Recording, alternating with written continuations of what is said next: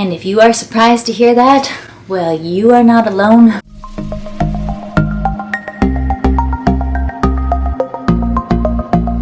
Hey guys, today I am talking to you from Texas in the USA. And if you are surprised to hear that, well, you are not alone, because I'm probably almost as surprised as you are. But I'm going to tell you the story on how that happened. Many of you have been following our family's journey the past couple weeks with my husband getting tested positive for COVID, and we had to cancel our trip, and he had to go into a quarantine hotel, and the various adventures of the past couple weeks. And so I wanted to share an update. So when my husband initially tested positive for COVID, we canceled our trip rather than trying to reschedule or delay it, and we did that for two reasons. The first reason is because our trip was scheduled in we knew we had a very narrow window of time. He's a teacher, so the time that he has off, he can take off during the school break. He can't take it off, whenever it fits his schedule or whenever he's not COVID positive.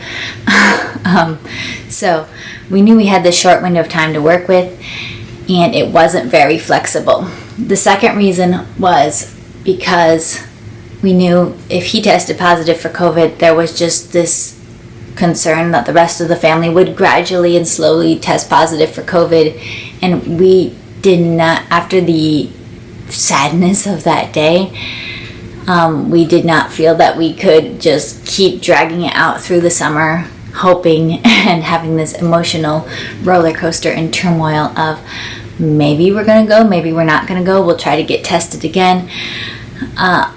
I was also like, I don't even want to get tested again at all, because I didn't want to risk getting separated from my boys after finding out that after Angel tested positive, he had to go into a quarantine hotel away from the kids. And that was sad, but in a way it's kind of okay for him. But what if it was me? My babies are 1 year old and 3 years old. The 3-year-old would probably be kind of okay. The 1-year-old, I'm not so sure. And me? Probably not. For 10 days away from my babies. The 1-year-old prefers to sleep in my arms. So he would not have too easy of a time with that. And basically all of that just led us to say no. We're canceling everything. We're not going to leave this kind of financial decision hanging in balance, whether we're going to be able to get a refund on the things we've paid for. Let's just cancel everything. Let's just set our hearts in. This is just what something different that we need to walk through. And my husband was checked into a quarantine hotel. I was taking care of the kids at home by myself. Then but even in that, when I first announced and shared the news with people, I did have several comments that said, I'm praying that you guys will still be able to come. I'm praying that you guys will still be able to come later. And those comments also surprised me, because I was like, I didn't ask for that, and I'm not even hoping for that. At this point, it wasn't something I was really hoping or praying for at all, any of us who were part of it. But I thought it was a sweet comment to leave, but I just was like, I didn't that's not something that's on my mind at all. But those comments came up both from online and from some people that we knew in real life, people who were talking to Angel during his hotel quarantine and keeping him a little occupied and busy, because I wasn't really able to talk to him because I had little people to keep me occupied and busy. That people were asking, are you going to try again? And my answer was still no. But when he came out of quarantine on that day, he came home and he told me, we're going to try one more time once you guys get out of quarantine, because we had 3 days longer than he had with our wristbands on. And I was like, oh, no. My answer immediately was no. I don't want to risk, there's a real chance that me or the boys could test positive, because we were around you when you tested positive. There's a chance we could test positive, and then we would be putting ourselves back through this whole mess. It felt like a foolish decision to make. Can we really take that risk now that we know? Because we didn't exactly know what would happen if someone in your family tested positive for COVID. We didn't actually know about the quarantines and all of that. We didn't know what that was like. Now, after knowing what it was like, I was not very eager to get tested again. But Angel just really felt that this was what we needed to do. We needed to give ourselves one more chance. And he had prayed about it, and he had peace with it.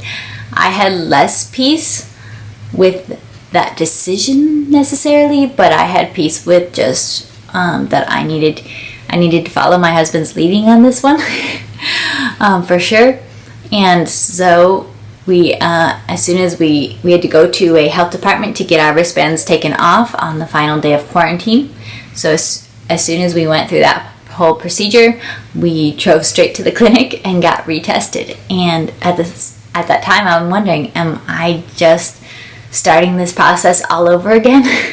We didn't know after finally getting our wristbands off. But then we went home and went through the night, and only at noon the next day we got the call with our results, and they were negative. And so as soon as we found out we got negative tests, it was like, oh my goodness, this can really happen.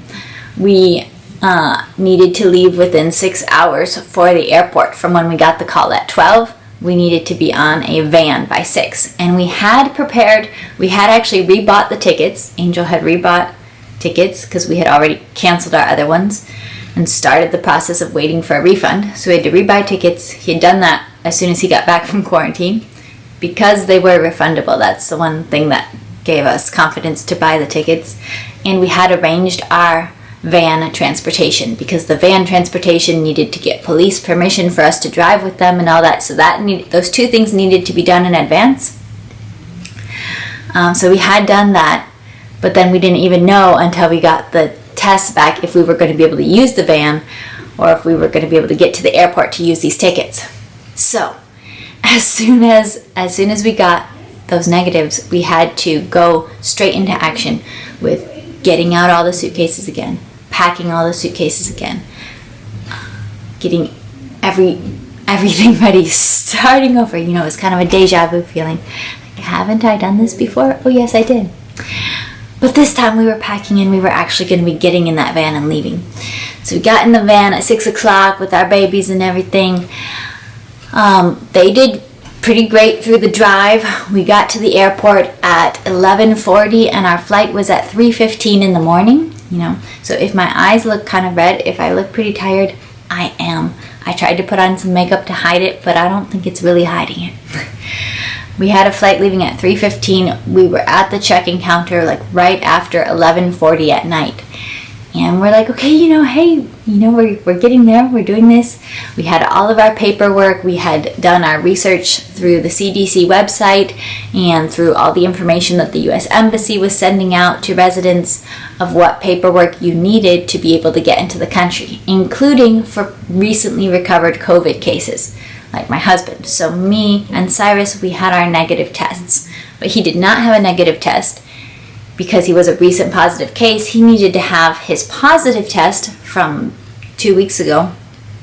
And then he needed to have the letter of release from quarantine and a letter of statement of recovery by a doctor and like official stuff that you did test positive, you served your quarantine, you're considered recovered and safe for work or school or people or travel.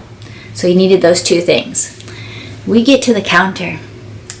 And they're going through all our paperwork, putting our suitcases on the belt. And they say, sorry, the U.S. requires that your COVID test be at least 10 days old, past the 10 days time frame, and that your letter of release from quarantine or letter of recovery is also more than 10 days old.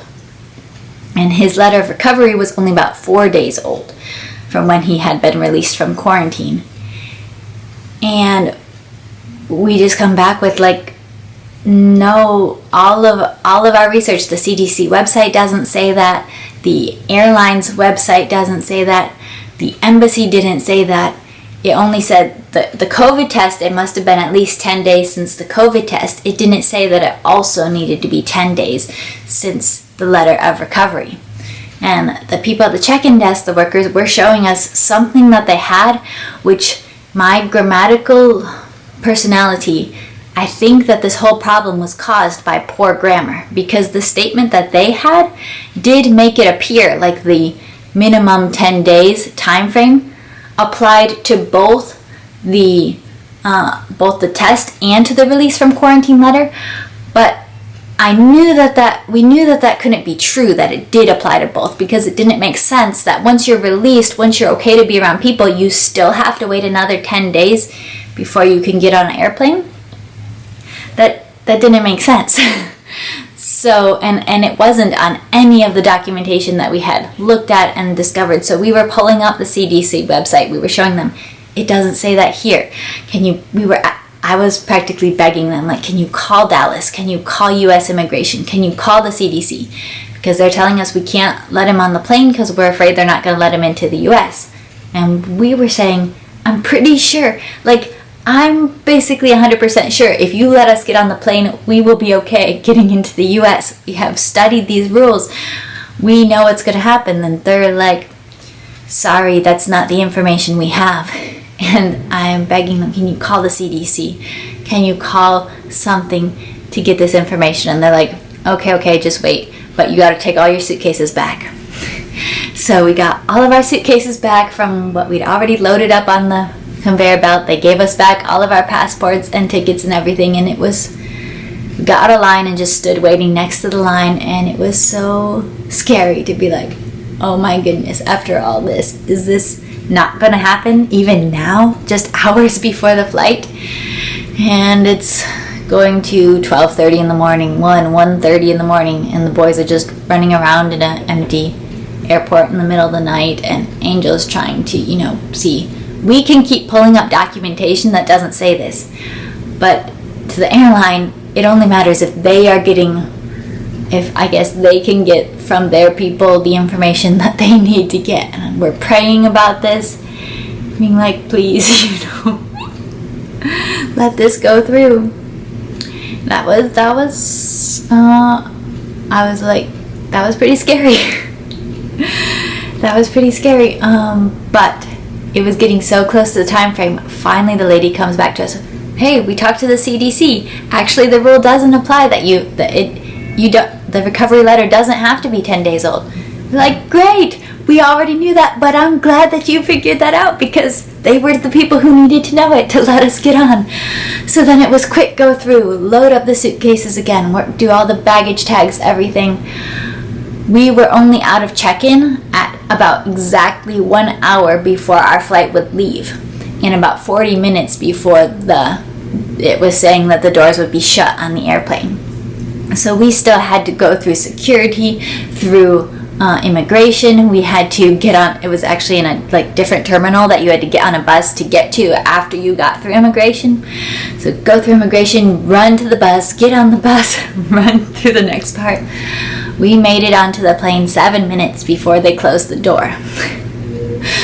So that's why I'm saying, if you are wondering, hey, why didn't I let people know what was happening or be part of the journey, as we changed our minds, tried again, we didn't know if this was going to work after what we went through. And actually, I didn't even tell my family in America. I didn't tell my siblings, my sisters and my brother, didn't tell my grandparents or my aunt and uncle, because I'm like, I cannot put them through the good news and the bad news cycle again. I did that to them last year when the trip got canceled. I did that to them this year already. It's like I'm just gonna wait until we get there.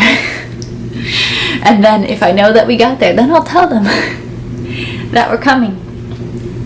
We did tell Angel's family because they were the ones who needed to be able to pick us up from the airport. So they were the only ones that we actually told and kept informed.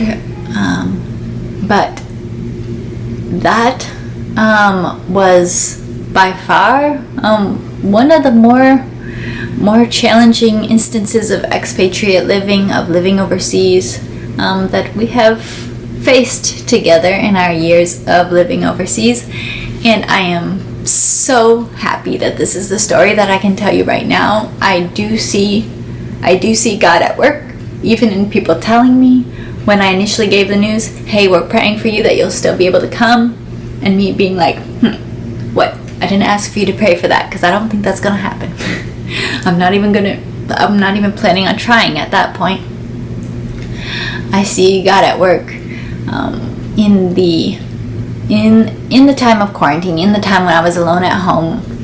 I was being reminded of the fact that our God is a God who brings things that were dead back to life again. I read the story of Lazarus. It was just part of my, scheduled Bible reading. I read the story of Lazarus, and I was reminded of my story with my youngest son, which I probably shared on Instagram, but not here because it's hard for me to talk about this one. But for 5 days, we thought he was gone. I thought I had a miscarriage with him at 8 weeks. I had previously had an 8-week miscarriage, so I was like, I know what this is. And I mourned him, and I mourned the end of that hope of having him. And the only reason I even went to the doctor after 5 days is that I was starting to think, this actually seems much worse than my previous miscarriage. I don't seem to be getting better. I was getting to a point where I was worried about my own health and safety. That's the only reason. We didn't go to the doctor because we thought there was any hope. We thought to the doctor because I was feeling like maybe my life is at risk. I don't know what's going on, but it seems really bad. And at the doctor, they said, oh, there's a heartbeat. So I've experienced this before. I've seen God working like this before, that God has brought even something that you already mourned, even something that you thought was dead. He's in the life-giving business, and this is a smaller thing. And like that experience with my baby, I'm still crying about it years later. That was a much heavier thing. That was an actual life and death situation, and this was not actual life and death. I've said the whole time, this was, at its essence, something kind of small. It was a vacation. It was a trip. But it was also bigger than that because it was a family reunion after 4 years away. It was a chance for our kids to meet their families. So it was small, but it did matter to us. And we did mourn the loss of it and grieve it. And I thought it was gone, and I thought there was no hope. But somehow, it came to life again by the grace of God, and I'm thankful, and I'm just sharing that with you today. And that does not mean that this trip was easy, but we made it, and probably it was about as easy as it could have been for a 36-hour trip with 2 toddlers, a 3-year-old and a 1-year-old. My 3-year-old did awesome. He did awesome with just, when he got sleepy, he would fall asleep, and then he would just sleep for hours in his seat in the airplane.